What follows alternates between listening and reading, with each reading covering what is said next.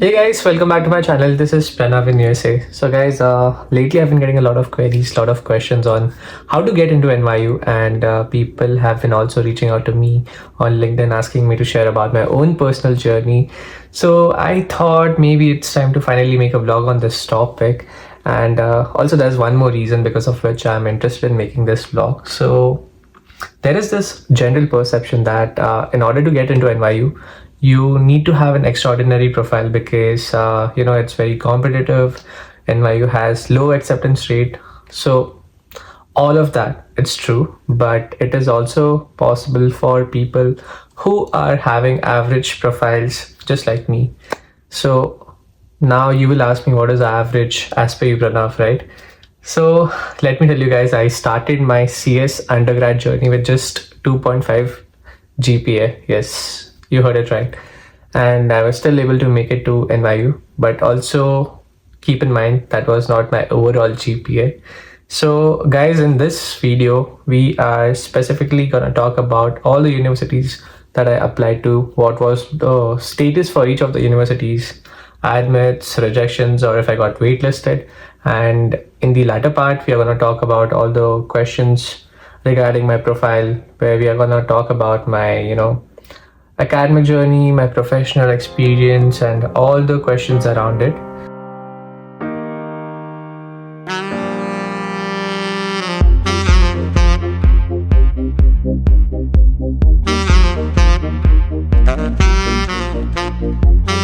Alright guys, so before I start answering all those 40-50 questions, let me just give a quick introduction to all the people who are new to my channel. So my name is Pranav. I'm originally from Mumbai. So I came to the US in fall 2023. So I did my Masters in Management of Technology from New York University. And before that, I used to work at EY for 2 years as a senior data analyst. And while doing that, I decided that I want to do my masters, and the programs that I applied to, they were like majorly focused towards like engineering management, MIS, or technology management. So all three are kind of like interrelated, and again the name varies depending on the university. And and for some of the universities, like I said, I applied for business analytics course as well. So that's about my profile. All right, guys. The first section is academic background. So let's start with the first question. What was my exact CGPA out of 10? So guys, for me it was out of 4, and my exact CGPA was 3.25. Second question is, did you convert your CGPA to US GPA, and what was it? So guys, you don't need to convert your GPA for all the universities, but you need to convert it for some of the universities. Like when I was applying to CMU, they want you to convert their GPA into US GPA. So for that, you need to use the WES evaluation services.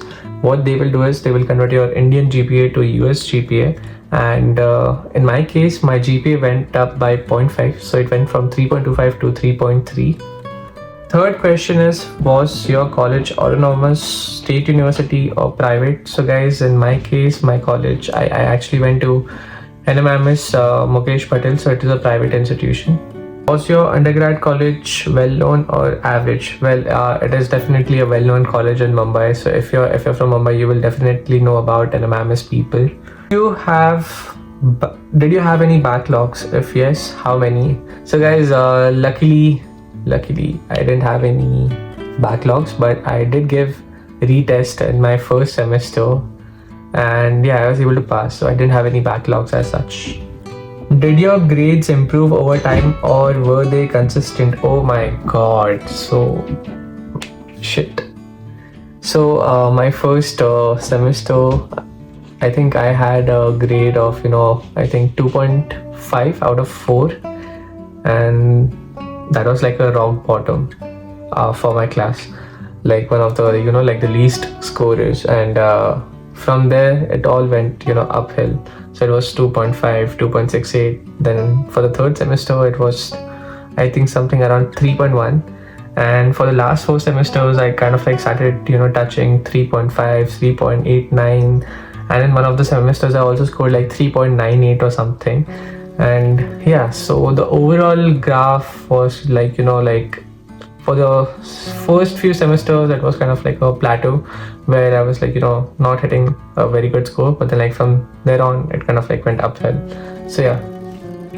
The seventh question is, what were your final year project marks? So guys, I think I scored about 89 or 90 something, so I had a grade of I think A minus. We missed out by just 1 or 2 marks, I think.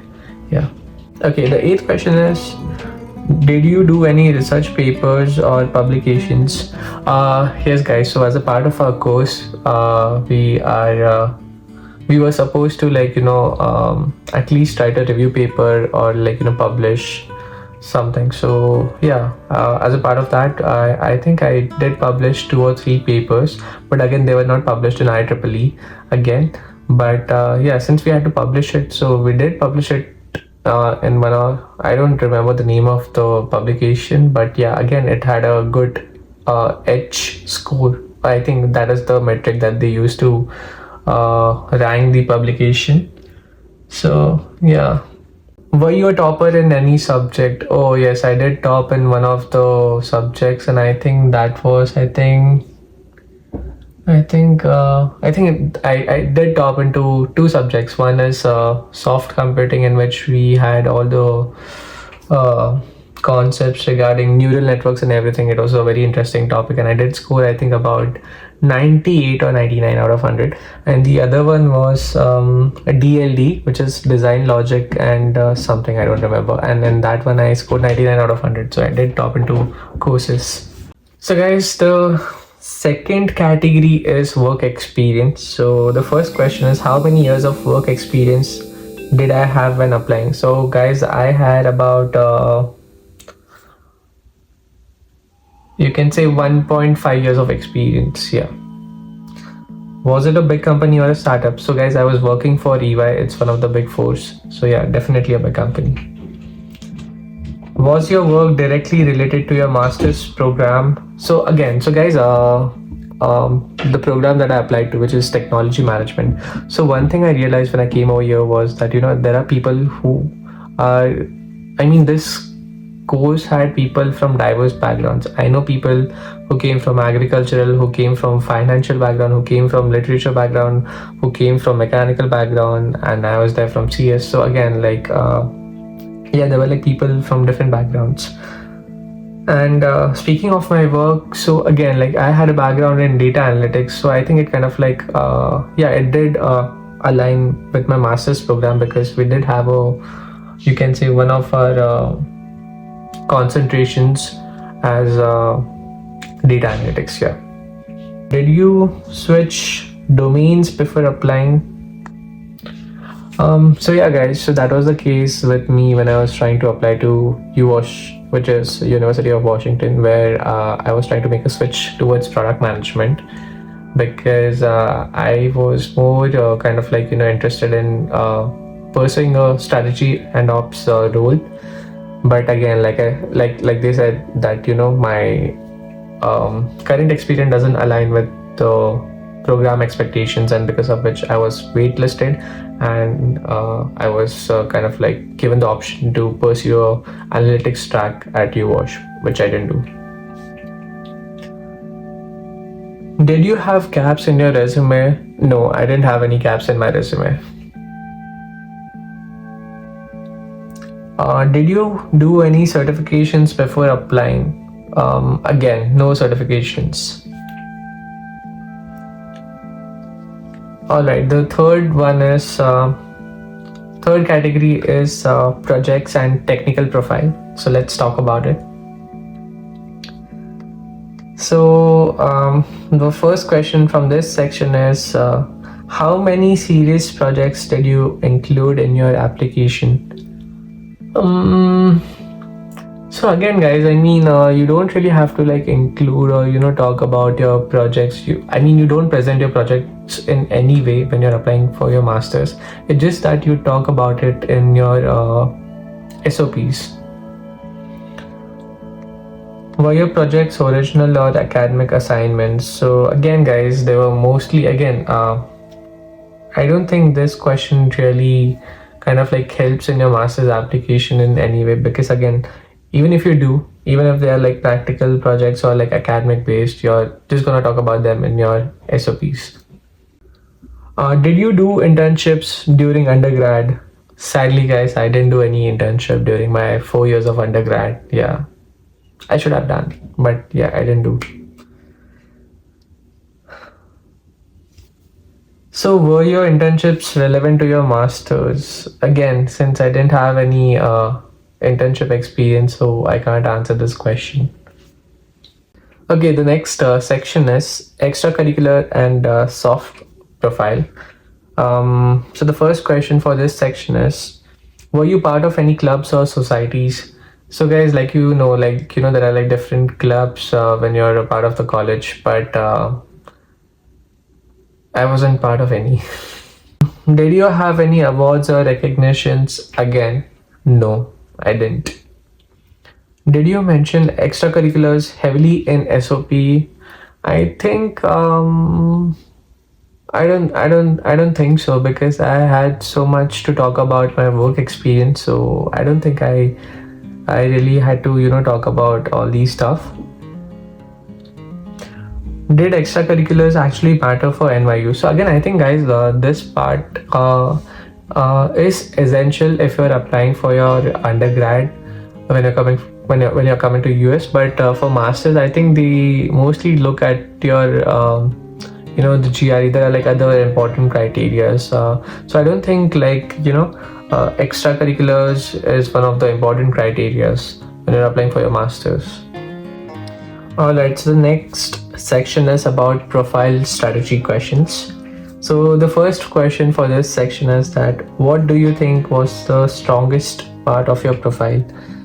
So guys, like I said, I just have 2 years of experience, and when I was applying, I had just 1.5 years of experience.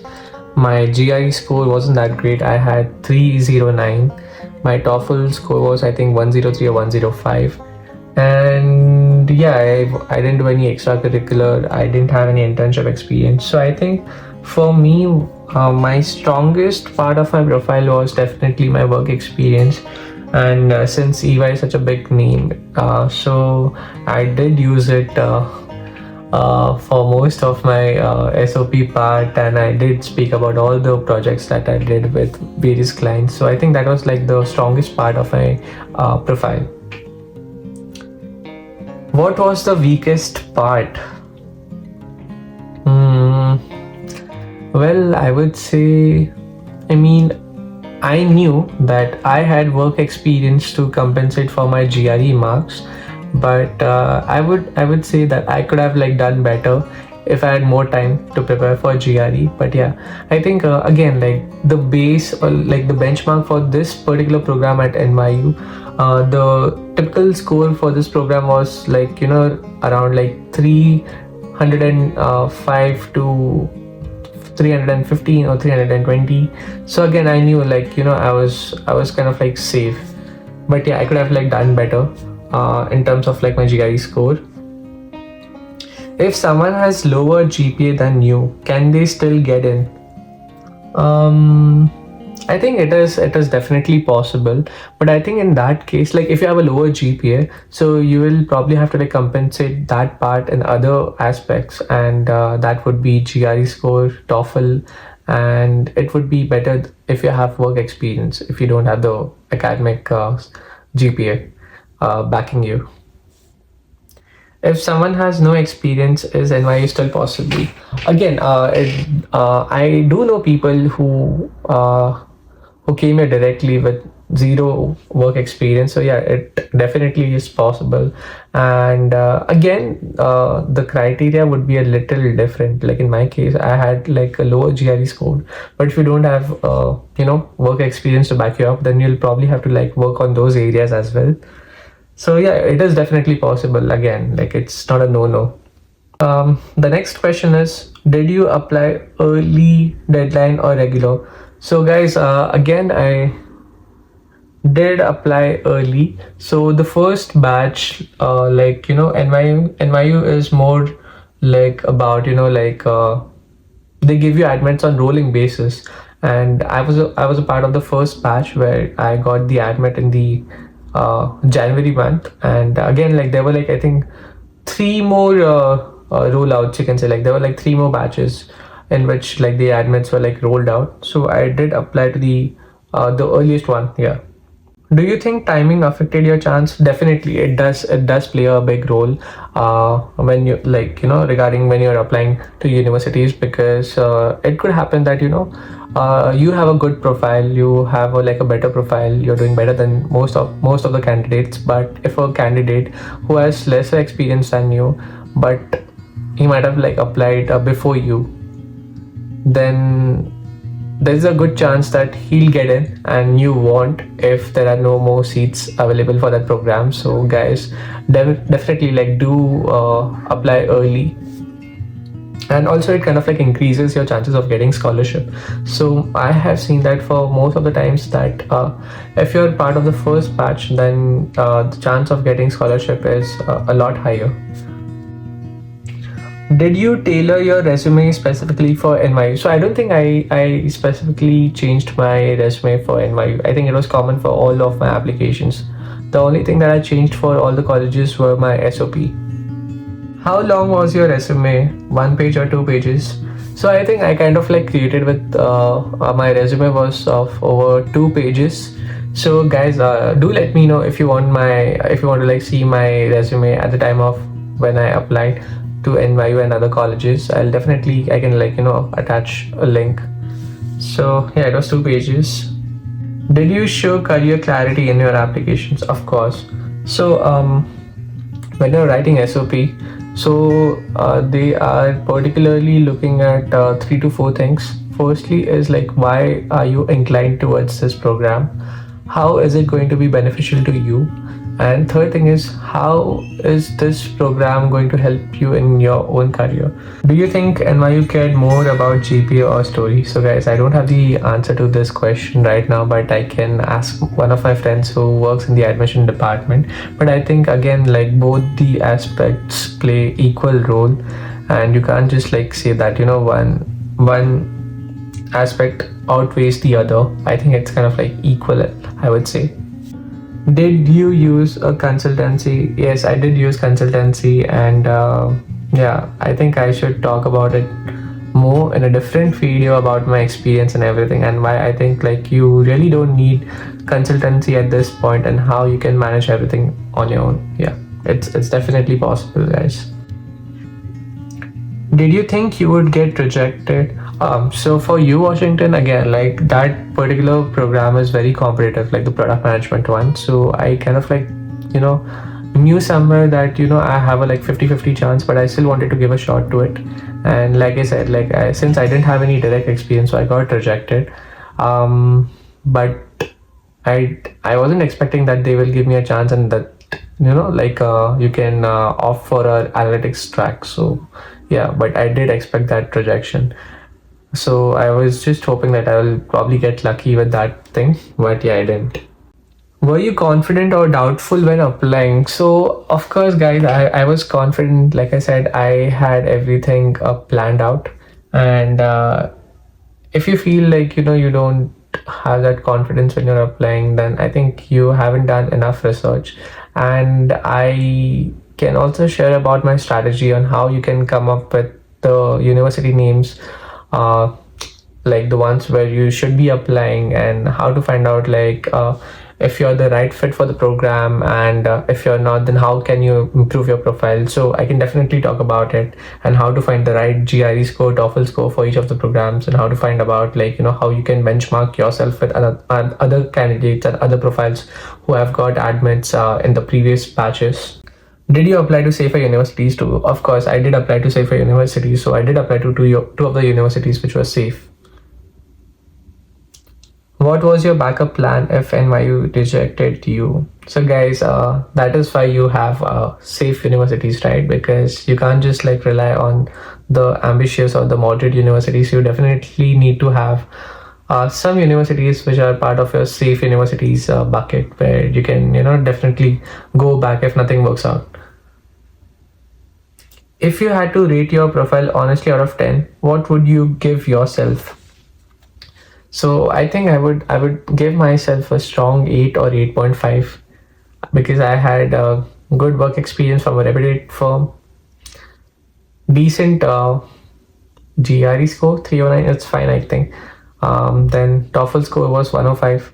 2 to 3 research papers, no internship experience, but I think since I had like that 2 years of good work ex, so I think roughly I would say, like, I'll probably just give myself a good 8, solid 8.5. Yeah. So guys, that was all about my profile, stats, and background. Well, in the next video, I'm gonna talk about my SOP strategy. I'll be talking about how to break down the entire SOP process, and what are the key things that you need to cover in SOP, the formatting guidelines, and how to customize it based on the university that you're applying to. So everything will be covered in the next video, and I'll also be sharing my own examples. I'll be sharing my own SOP with you guys, the SOP which I used to apply to NYU and other universities, and how they differ from each other. Guys, if you're interested in like learning more about the SOP process and everything, so do subscribe. And also, if you liked this video, then please again subscribe. So I'm almost like close to getting 1,000 subscribers. So yeah, guys, I'll keep on making such content which is useful to you people. So yeah, definitely share it, like it, comment, and thank you guys. Thank you for watching. Oh my god, there's some traffic, I guess. Why is everyone honking? Alright guys, I'll see you in the next video. Till then, take care. Bye bye.